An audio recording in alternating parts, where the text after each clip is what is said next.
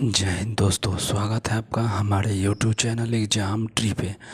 तो बिल्कुल हम लोग तैयार हैं फिर एक वीडियो के साथ। प्रैक्टिस सेट आज 20 होगा।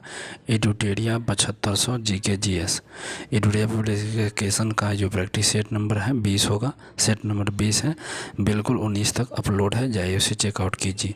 इस वीडियो में अंत तक बने रहिएगा, तभी इस वीडियो का लाभ मिल पाएगा, आपको बेनिफिट पता चलेगा। रेगुलर बेसिस पे 1 से 2 बार वीडियो को देखना है। तो चलेंगे हम क्वेश्चन पर, लेकिन वीडियो पर पहली बार है तो सब्सक्राइब कर दीजिए, लाइक और शेयर कर दीजिए। PDF चाहिए तो आप हमारे टेलीग्राम को ज्वाइन कीजिए। तो जल्दी कीजिए, चलेंगे क्वेश्चन पे। आइए, क्वेश्चन नंबर 1, निम्नलिखित में से कौन सा विकल्प सही नहीं है? जो कौन सा विकल्प है जो सही नहीं है? तो भीमबेटिका की गुफा, श्रीधर वाक नकर बिल्कुल ठीक है। पंचमढ़ी के शैल्य चित्र जो है DH गार्डन सही है। अभरहुत स्तूप जो है अलेक्जेंडर कनगिनहम बिल्कुल ठीक है। और ये आपका रूपनाथ अभिलेख है, ये आपका टी पेंथेलर गलत हो जाएगा, तो हमारा यही सही होगा। समझ गए? नेक्स्ट 2 नंबर पाइए। निम्नलिखित में से कौन सा गुप्तकालीन मंदिर मध्य प्रदेश में स्थित नहीं है? मध्य प्रदेश में गुप्तकालीन मंदिर कौन है जो स्थित नहीं है? तो दशावतार का मंदिर जो यूपी में है, मध्य प्रदेश में नचना ठाकुर मंदिर, भूमरा का शिव मंदिर और तिगवा का विष्णु मंदिर, ये तीनों है। बट दशावतार मंदिर यूपी में है। नेक्स्ट क्वेश्चन करेंगे। हड़प्पा संस्कृति के संदर्भ में निम्नलिखित कथन पर कौन सा कथन औसत है? औसत है पूछ रहा है, कौन सा कथन जो है औसत है? सॉरी, आगे बढ़ गया। तो कौन सा औसत हो जाएगा? इस काल के लोग चावल का उत्पादन करते थे, बिल्कुल ये आपका सॉरी ये ठीक हो जाएगा। थोड़ा सा शॉर्ट और जूम आउट कर लेते हैं। तो ये भला सही है। उत्तर हड़प्पा काल में अग्नि पूजा की परंपरा चली थी, इसके लिए मंदिरों का निर्माण किया गया था, ये गलत हो जाएगा।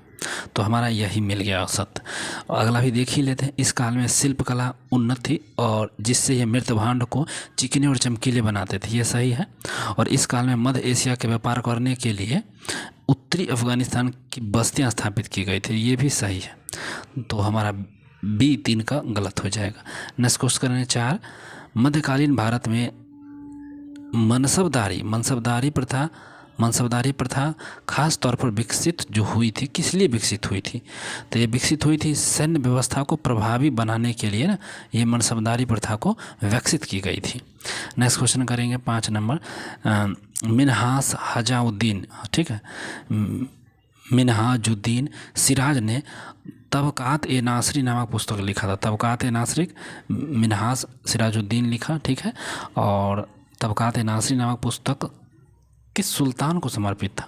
तो सुल्तान जो समर्पित था यह नसरुद्दीन महमूद सुल्तान को ये समर्पित था। नेक्स्ट करेंगे 6 नंबर भी देख लीजिए। उज़्बेकों का विद्रोह किस मुग़ल बादशाह के काल में हुआ था? उज़्बेक का जो विद्रोह था यह किस बादशाह के समय में हुआ था? यह अकबर के समय में हुआ था, अकबर के समय। नेक्स्ट क्वेश्चन करेंगे 7 नंबर। ईरानी यात्री मोहम्मद शाहिद किस मुग़ल शासक के समय में आया था? जो मोहम्मद शाहिद था किसके समय में आया था? ककरा समय में आया था? जहांगीर के समय में शाहिद आया था, शाहिद। Next question 8 number. निम्नलिखित में से कौन सी घटना का संबंध जो है शोर कमेटी से? ध्यान रखिएगा, शोर कमेटी का संबंध, ठीक है, कामागाटा मारू से संबंधित था। तो जो शोर कमेटी से संबंधित था, तो कामागाटा मारू जो एक प्रकार का ज़्यादा निकला था, उसी से संबंधित हो जाएगा। नेक्स्ट क्वेश्चन है 9, निम्नलिखित में से कौन मुस्लिम लीग के संस्थापक था? तो मुस्लिम लीग के संस्थापक की बात करेगा तो मुस्लिम लीग के संस्थापक तो हो गए ख्वाजा सलीम उल्लाह खां। ख्वाजा सलीम उल्लाह खां जो B में है, तो मुस्लिम लीग के संस्थापक ख्वाजा सलीम उल्लाह खां, मुस्लिम लीग के। नेक्स्ट क्वेश्चन हो जाएगा आपका 10 नंबर। मुस्लिम लीग द्वारा पाकिस्तान का प्रस्ताव को पारित किया गया। मुस्लिम लीग था और उसके संस्थापक ख्वाजा सलीम उल्लाह खां थे। और मुस्लिम लीग की स्थापना का जो प्रस्ताव, पाकिस्तान की प्रस्तावना को पास किया था कब?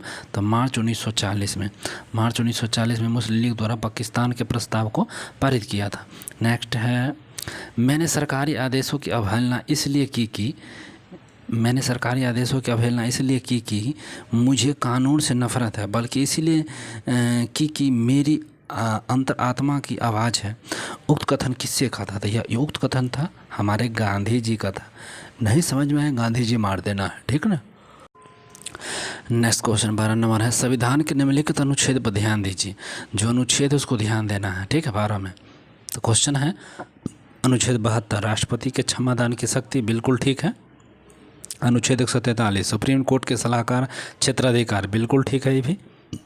नेक्स्ट क्वेश्चन है अनुच्छेद 360 वित्त आपातकाल से संबंधित है, बिल्कुल ठीक है। अनुच्छेद 148 151 भारत का अटॉर्नी जनरल का शक्तियाँ हैं, तो हमारा ये गलत हो जाएगा। 1, 2 और 3 मेरा सही होगा। देखिए ऑप्शन में क्या है, तो 1, 2, 3 हमारे सी में है, तो ये हमारा ठीक है। नेक्स्ट क्वेश्चन करेंगे 13 नंबर, निम्नलिखित को सुमेलित कीजिए। सुमेलित करिए 13 नंबर में, देखिए करके क्या आता है, तो लीजिए सुमेलित कर देते हैं। अरे यार कॉपी हो गया। तो 13 में सुमेलित करना है चुनाव आयोग। चुनाव आयोग का संबंध किससे है, तो देख सकते 324, इसका 3 लीजिए, 324 अनुच्छेद यहाँ। वित्त आयोग जानबे करते हैं 280, इसका 2 लीजिए। एंड राष्ट्रीय अनुसूचित जाति आयोग का है 338, इसका 1 लीजिए। एंड नियंत्रक और महालेखा परीक्षक 148, इसका 4 लीजिए।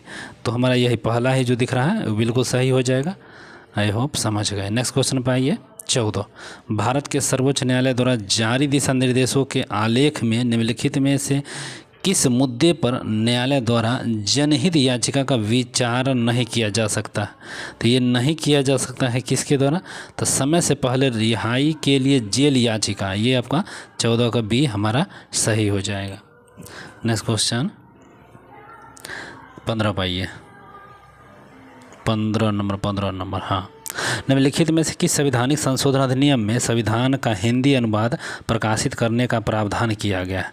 तो हिंदी अनुवाद प्रकाशित करने का जो प्रावधान किया गया है किस में किया गया है, तो ये 58वां संविधान संशोधन में यह किया गया है। नेक्स्ट क्वेश्चन 16, भारतीय दंड संहिता 1960 के अंतर्गत वर्तमान में कितने प्रकार के दंड विद्यमान, तो वर्तमान में 5 प्रकार के दंड विद्यमान है।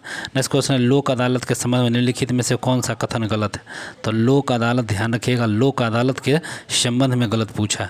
लोक अदालत में किसी न्यायालय शुल्क की आवश्यकता नहीं पड़ती है, बिल्कुल ठीक है।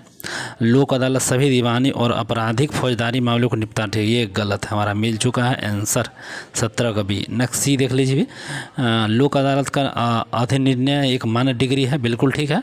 और लोक अदालत के फैसले के खिलाफ अपील के अनुमति नहीं है, तो ये भी सही है। तो 17 का लेकिन मेरा जो बी है सही हो जाएगा। नेक्स्ट क्वेश्चन 18, पूर्व की ओर देखो लुक ईस्ट पॉलिसी की नीति किसकी सरकार के दौरान ग्रहण की गई थी। पूर्व की ओर देखो लुक ईस्ट पॉलिसी की नीति किसकी सरकार के दौरान में की गई थी, यह दौरान था नरसिम्हा राव के समय में। पूर्व की ओर देखो नरसिम्हा राव के समय में यह पॉलिसी अपनाई गई थी। नेक्स्ट क्वेश्चन 19 है, चक्रवात के संबंध में कौन सा कथन सत्य है। चक्रवात के संबंध में पूछा जा रहा है, तो चक्रवात के संबंध में कौन सा कथन, तो चक्रवात केंद्र में दाब ऊंच होता है सो पूछा गया है, तो बिल्कुल गलत है। उत्तरी गोलार्ध में इसकी दिशा घड़ी के अनुरूप होती है, गलत। एंड दक्षिणी गोलार्ध में इसकी दिशा घड़ी के विपरीत दिशा नहीं, यही दिशा में होना चाहिए, भी गलत है। तो पी में से कोई सत्य नहीं है, तो हमारा डी हो जाएगा। नेक्स्ट क्वेश्चन 20 है, सिंधु की सबसे बड़ी